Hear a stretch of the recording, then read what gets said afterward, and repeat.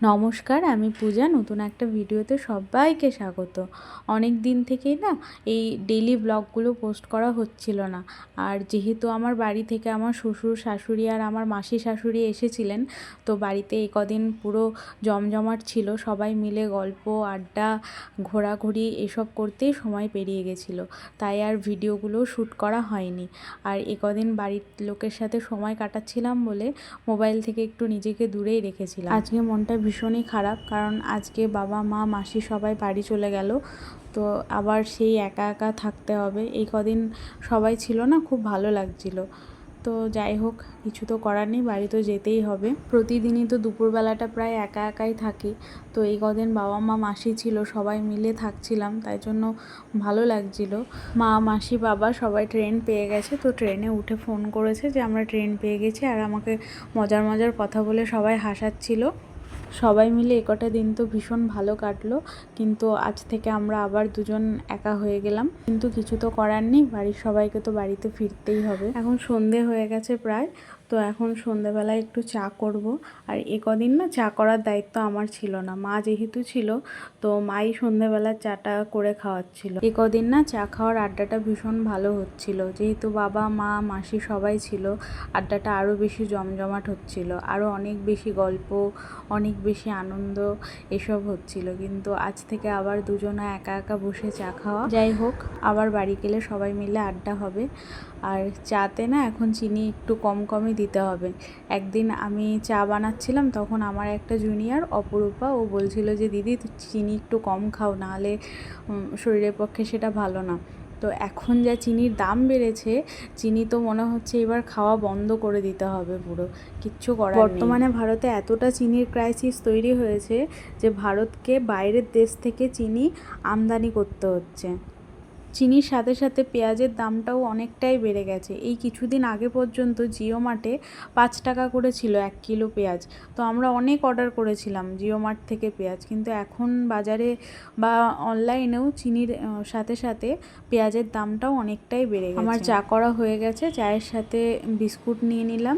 আর আজকে একটু বৃষ্টি পড়ছিল বলে তো বিকেলবেলা বরকে বললাম তুমি ফেরার সময় একটু সিঙ্গারা নিয়ে আসবে।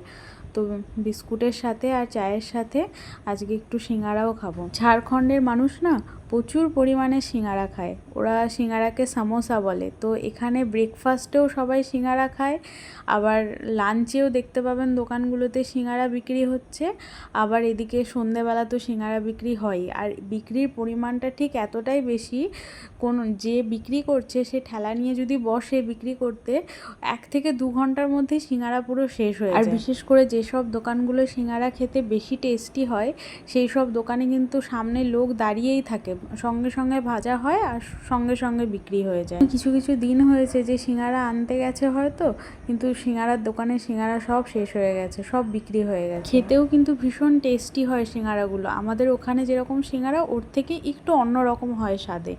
আর এখানে যে চাটনিটা করে সেই চাটনিটার স্বাদও একটু অন্যরকম। আর আমি প্রথম দিন যেদিন খেয়েছিলাম, সেদিন আমি দেখে বলেছিলাম যে আমি খাবো না চাটনি দিয়ে সিঙ্গারা, ওরা যেভাবে বানিয়ে দিচ্ছিল। তো পরে দেখলাম যে ওইভাবে বানিয়ে খেয়ে দেখলাম যে হ্যাঁ, ভালোই লাগছে চাটনিটা দিয়ে, একটা অন্যরকম ফ্লেভার। আমার চা খাওয়া হয়ে গেছে, এরপরে রাতের জন্য ডিনার তৈরি করব। আর আজকে ডিনারে আমরা ভাতই খাবো, যেহেতু দুপুরের কিছু তরকারি আছে, সেই জন্য সেই তরকারি দিয়ে ভাতটা খেতেই ভালো লাগবে, তাই ভাতই করছি। এখানে ভাতের চালটাই যেহেতু খুব তাড়াতাড়ি ভাত হয়ে যায়, তাই ভাতের চালটা দেওয়ার আগে আমি আলু টমেটো আর ডাল এটা একটুখানি সেদ্ধ করে নেব, তারপরে আমি চালটা দেবো। অনেকক্ষণ পরেই দেবো, কারণ তা না হলে ভাতটা হয়ে যাবে আর এদিকে আলু আর টমেটো ডাল কিচ্ছু সেদ্ধ হবে না। ওগুলো একটু সেদ্ধ করে নিয়ে তারপরে আমি চালটা দিলাম। গ্যাসের ফ্লেমটা চাল দেওয়ার পর একদম লো করে দিতে হবে। আর দেখুন, ভাত রান্না করতে করতে কারেন্ট চলে গেছে। এখানে না প্রতিটা দিন এরকম করে কারেন্ট যায়, মানে 2 থেকে 3 ঘন্টা তো মিনিমাম, আর ম্যাক্সিমাম সারা দিন। এমনও হয় যে গোটা দিন কারেন্ট আসবে না। তো এই সমস্যাটা এখানে ভীষণভাবে আছে। আর এখানে বিশেষ করে এই সমস্যাটা হয় ঝাড়খণ্ডে না বেশিরভাগ জায়গায় হুকিং করে লাইন নেয় সবাই।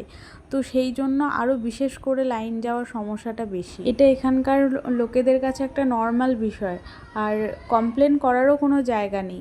বিদ্যুৎ বিভাগে যদি কমপ্লেন করাও হয়, সে কমপ্লেন তো তারা রেজিস্টার করবেই না, আর রেজিস্টার করলেও তার উত্তর আসবে 2 থেকে 3 মাস পরে। একদিন ওরকম হয়েছিল যে আমরা বিদ্যুৎ বিভাগে ফোন করেছিলাম, এই দেখুন আবার কারেন্ট চলে গেল। তো একদিন ওরকম হলো যে সকাল থেকে দুপুর পর্যন্ত কারেন্ট নেই। তো ফোন করার পর ওদের যখন বললাম যে আমাদের এরিয়াতে কারেন্ট নেই, তো কখন কারেন্ট আসবে, ওরা বলছে যে কারেন্টের যখন মন হবে তখন ঠিক কারেন্ট আসবে, ব্যাস এইটুকুই।